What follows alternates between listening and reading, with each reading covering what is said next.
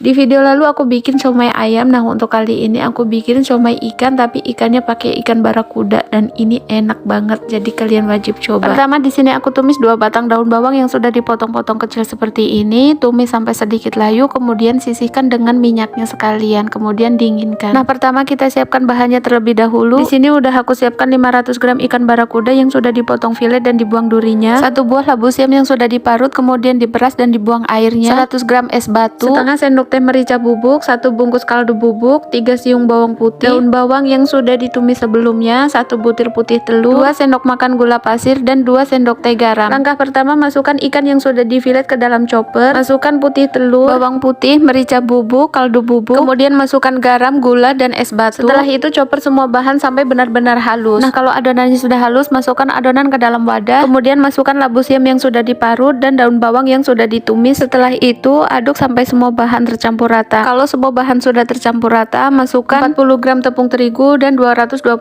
gram tepung tapioka. Masukkan sedikit demi sedikit, kemudian aduk sampai semua bahan tercampur rata. Nah, kalau sudah seperti ini, masukkan sisa tepung terigu dan tepung tapiokanya. Setelah itu aduk kembali sampai semua bahan tercampur rata. Untuk cara isinya, ambil 1 buah tahu kulit, kemudian belah jangan sampai putus, kemudian ambil adonan secukupnya, kemudian masukkan adonan ke dalam tahu. Setelah itu rapikan bagian atas dan pinggirnya, nggak terlalu rapi juga nggak apa-apa. Nah, kalau sudah kayak gini bisa disisihkan terlebih dahulu. Untuk tahu putihnya juga sama, ambil 1 buah tahu putih, kemudian belah menjadi 2 bagian tapi jangan sampai putus, kemudian isi dengan adonan secukupnya. Setelah itu rapikan. Kalau kalian mau pakai pare juga bisa, cukup potong pare menjadi beberapa bagian, kemudian buang bijinya. Setelah itu isi pare dengan bahan isian. Di sini juga aku sisain adonan buat siomay yang tanpa tahu. Sekarang kita didihkan air secukupnya untuk bikin kol gulung. Kalau airnya sudah mendidih, masukkan kol yang sudah dicuci bersih. Masak sebentar saja, cukup sampai kolnya sedikit layu. Kalau sudah, angkat kemudian tiriskan. Kalau kolnya sudah dingin, ambil 1 lembar kol, kemudian lipat bagian kanan dan kiri. Setelah itu gulung secara berlahan. Lakukan sampai semua bahan selesai. Oh ya, untuk kolnya biar gampang digulung, sebelum kolnya direbus, buang bagian kerasnya. Setelah itu cuci bersih, kemudian baru bisa direbus. Untuk bumbu kacangnya di sini udah aku siapkan 250 gram kacang tanah, cabai rawit secukupnya, 7 siung bawang merah, 5